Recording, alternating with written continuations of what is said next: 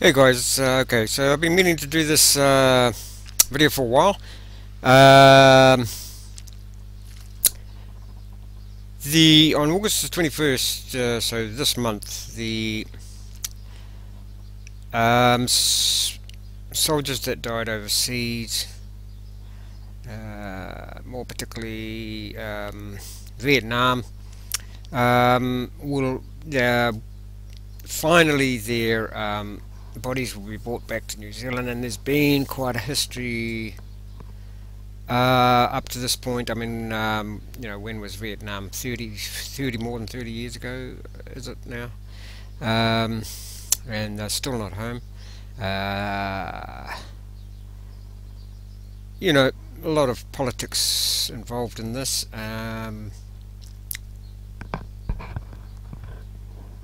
You know, the government's only too happy to send these people overseas, and it's supposed to be for the good of freedom of all and the liberty of you know of the relevant countries that they come from. Ultimately, but really sometimes I think how the governments deal with these issues is not up to par. So anyway, this is back in October 2016. So basically, yeah, it's called the repatriation of fallen soldiers. Says here there's been renewed pressure on the government to bring back the bodies of 31 soldiers killed in Malaysia and Vietnam. They are going to be brought back, but this is from an article 5th of October 2016. Over here, soldiers in Malaysia, it's time to bring them home.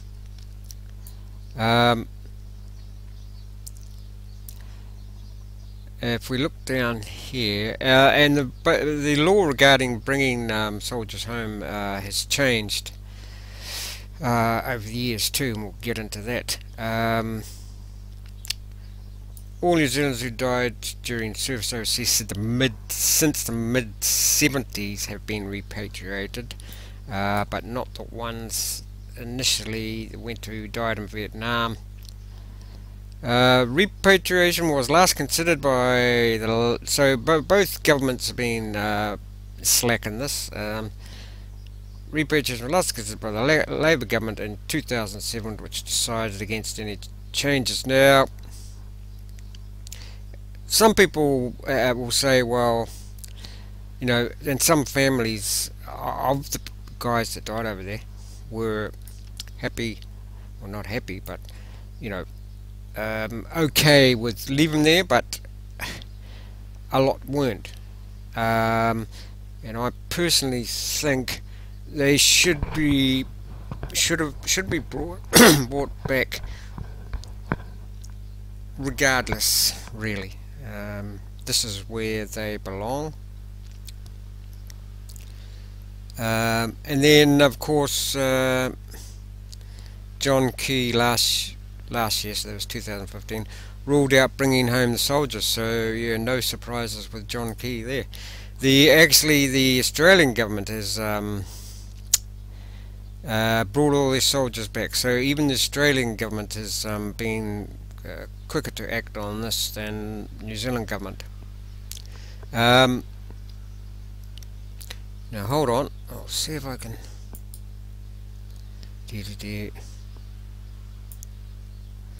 There's a bit more history of it on this day, about the the history of actually going to Vietnam.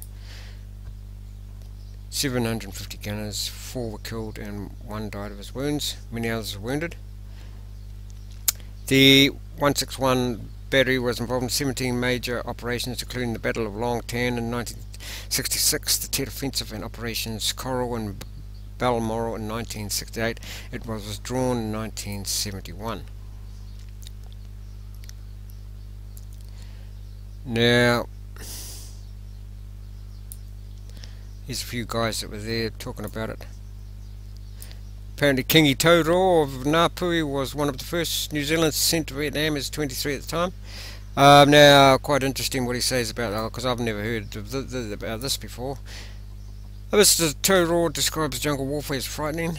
It's all damn guesswork, and the jungle is so damn thick and you can't see the enemy until you've made contact. The enemy mixed with the good guys, and you can't identify anyone until later on when you realise that the enemy has been firing their guns from the very place you went through previously.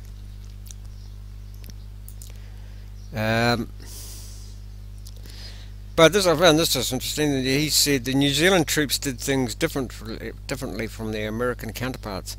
The Americans would mostly go out, spend the day, hop on helicopters and come back again to base, but we would patrol so that the Viet Cong never really knew where we were or where we would pop up. We fought them in the same manner they fought, so we were very effective in what we did. So basically,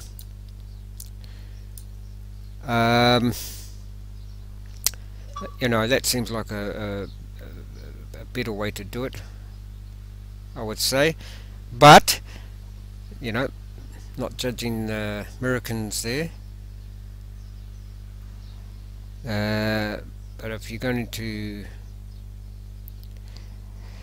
know, fight in the jungles and that, well, you can't do things like the normal way you do it. But I wasn't there, so this is all, you know, I can't really speak on it. Returning home, all Vietnam veterans were hurt by the lack of recognition, in some cases the contempt with which they received. Yeah, what else we got?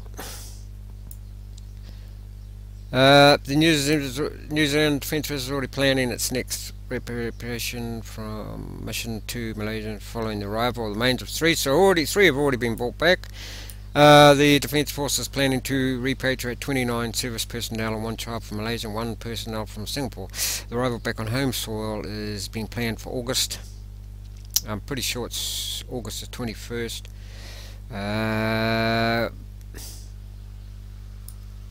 Got a mate, friend of the family type thing, and his father was the first killed in Vietnam, and he said, yes, August. The work has been carried out due to a change in repatriation. So this is what I was saying, the policy has changed. If the person died after January 1955, the current government extended the offer to families of those buried. Minister for Veterans Ron Mark said inequity and heartbreak was created from a past government decision where from 1955 until 71 families had to pay to return the remains of their relative to New Zealand. Many bodies remained abroad as only some people could afford it.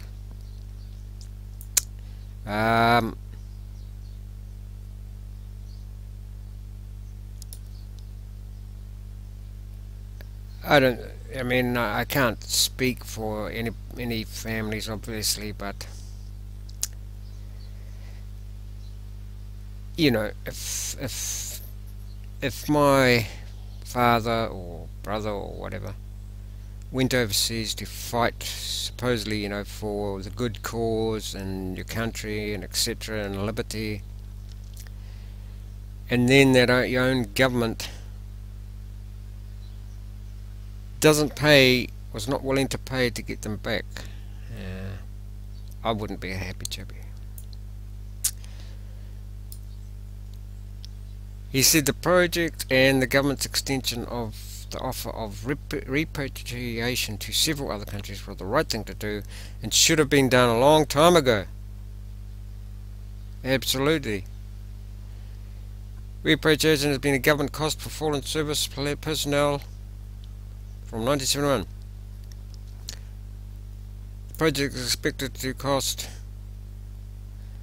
7 million. Families have been given 1,000 to help with reinterment costs. Now I'm sure that wouldn't be many people in New Zealand, taxpayers, that wouldn't be you know, happy and willing to see that their tax money is going towards us. Definitely. The return of 3 recently, big milestone. Significant moment in New Zealand's military history as we honour the lives of the three that have already been brought back. Here's the three guys: George, Babin, Ralph Scott, and First Class Russell Moore.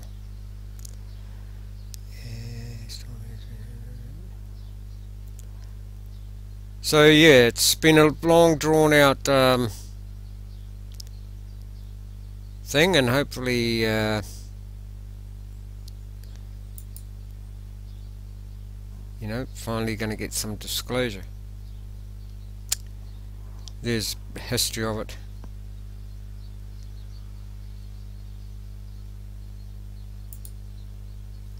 Now, what's this?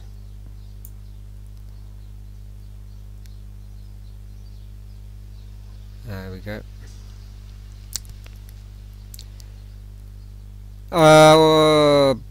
Back as far as 18th of August 2016, 50th anniversary of the Battle of Long Ten. Vietnam War veterans used a memorial service to call on the government to bring home soldiers still buried overseas.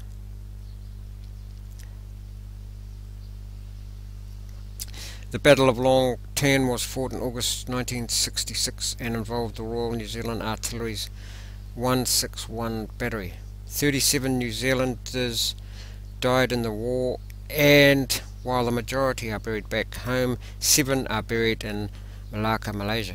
In Wellington, a wreath-laying ceremony was held at the National War Memorial this morning, followed by a commemoration. Veteran Robert Davis, who addressed this gathering, said it was a stain on New Zealand that these soldiers had not been brought home. Absolutely. He said it was time the national government stepped up into its job. The cost of repatriation are trifling, and surely the national government, the government who sent us off to, yeah, there it is, the government that sent us off to Vietnam will wish not to be forever remembered by its president. Next kin is the government who refused to honour the side. Please, we ask that you bring our fallen home. Trevor Don, whose father Alistair Don was the first Kiwi killed in Vietnam, was buried in Malaysia. Also spoke at the ceremony and addressed Prime Minister Key. Mr. Key, the armed forces would go wherever you told them. They would not ask questions, they would not ask why. They trust the government, they trust you. That's why my father and other soldiers died during the Vietnam conflict. 30 of them are home with their families on their home soil, on the ground they love. 7 of their mates are still waiting to come home. You, sir, have the power to bring their mates back to them. From the bottom of my heart, Mr. Key, please bring our families home. However, Mr. Key said the issue was not black and white, and some families wanted their loved ones left there. In the meantime, no doubt, as he was saying, that he was making millions probably with all his shares and investments, etc. Now that's okay, but yeah, it's just beyond me really. That well, it's not beyond me because I know about John Key, but yeah. Say no more there. It's good we've got good he left. I can understand completely. No, you don't, mate. Mr. Don said if that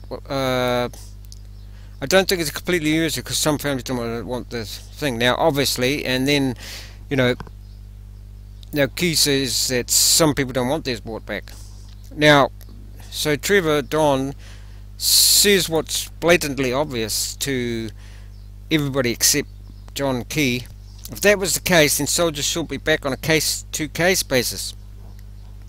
Okay, my time's running out here, guys. But yep, if the family doesn't want them to come home, then we're quite happy to leave that one there. But the majority of us want our families brought home.